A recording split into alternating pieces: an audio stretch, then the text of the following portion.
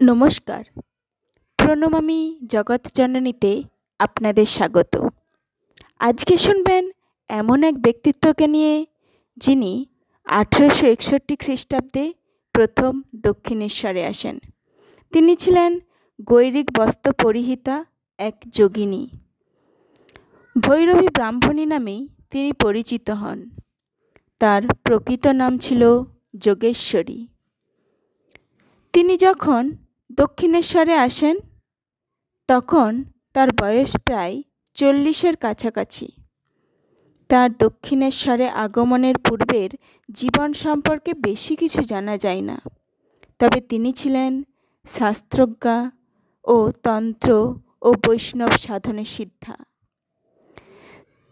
শ্রীরামকৃষ্ণদেব এই ভৈরবীকে মাতৃভাবে দেখতেন। অন্যদিকে ভৈরবী তাকে মনে করতেন ঈশ্বরের অবতার।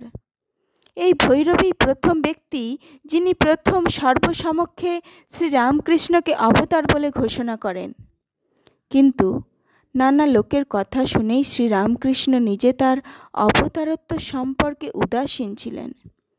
তবে যাই হোক, ভৈরবীর নিকট তন্ত্র সাধনা তার আধ্যাত্ম সাধনের একটি অত্যন্ত গুরুত্বপূর্ণ পর্ব বলেই বিবেচিত হয়। আসুন তবে শুনে নেওয়া যাক এই ভৈরবী ব্রাহ্মণীর আরও কিছু কথা। শ্রীরামকৃষ্ণের নারীগুরু যোগেশ্বরী ভৈরবী ব্রাহ্মণী নামে পরিচিতা ছিলেন। যোগশাস্ত্রে পারঙ্গম এই সাধিকা বৈষ্ণব এবং তাত্ত্বিক মতেও সাধনা করতেন। সম্ভবত ঊনবিংশ শতাব্দীর দ্বিতীয় দশকে জন্মগ্রহণ করেছিলেন, কেননা 1861 খ্রিস্টাব্দে যখন তিনি শ্রীরামকৃষ্ণের সঙ্গে সাক্ষাৎ করেন তখন তার বয়স হয়েছিল 45 বৎসর। শ্রীরামকৃষ্ণের বয়স তখন 25 বৎসর। ভৈরবী ব্রাহ্মণীর পিতামাতা ছিলেন ব্রাহ্মণ এবং তাদের নিবাস ছিল যশোর জেলায়। তিনি ছিলেন চিরকুমারী। যোগাভ্যাস করার ফলে তার মহাবিভূতি লাভের সৌভাগ্য ঘটেছিল। ভৈরবী ব্রাহ্মণী প্রথমে শ্রীরামকৃষ্ণের মধ্যে অবতারের লক্ষণ প্রত্যক্ষ করেন। তখন তিনি স্পষ্টভাবে তার মতামত ঘোষণা করেন। দক্ষিণেশ্বর মন্দিরের প্রতিষ্ঠাত্রী জামাতা মথুরনাথ বিশ্বাস এই কথা শুনে বৈষ্ণবচরণ পণ্ডিত গৌরীকান্ত তর্কালঙ্কার এবং অন্যান্যদের ডেকে পাঠালেন। এরা পাণ্ডিত্য ও ধর্মনিষ্ঠার জন্যই সর্বজনমান্য ব্যক্তি ছিলেন। এদের সঙ্গে যাতে ব্রাহ্মণী আলোচনা করতে পারেন, এই ছিল মথুরনাথের উদ্দেশ্য।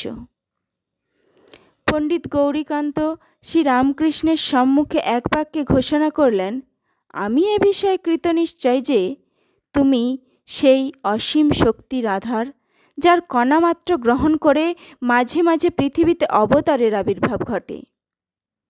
আমি এটা প্রাণের মধ্যে অনুভব করছি। শাস্ত্রও আমার অনুকূলে। কেউ যদি আমাকে তর্কে আহ্বান করে তবে আমি আমার প্রতিপাদ্য বিষয় প্রমাণিত করার জন্য প্রস্তুত আছি।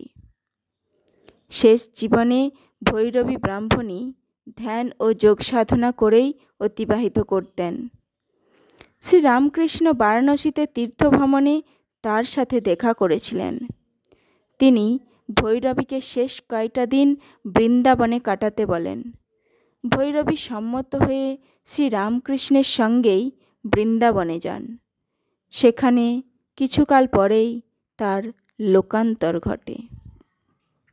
এক কথায় বলা যায়, যোগেশ্বরী ভৈরবী রামকৃষ্ণদেবের প্রথম তন্ত্রগুরু ছিলেন। নমস্কার, আজ এই পর্যন্তই। এরকম পাঠ ও আলোচনা ভালো লাগলে প্রণমামী জগৎজননী সাবস্ক্রাইব করে পাশে থাকুন। ঠাকুর, মা, স্বামীজির সম্বন্ধে আরও অনেক অজানা তথ্য জানতে লাইক ও কমেন্ট করুন এবং আরও বেশি বেশি শেয়ার করুন আপনার অনুরাগী বন্ধুবান্ধবদের সাথে। পুরোটা শোনার জন্য আপনাদের অসংখ্য অসংখ্য ধন্যবাদ।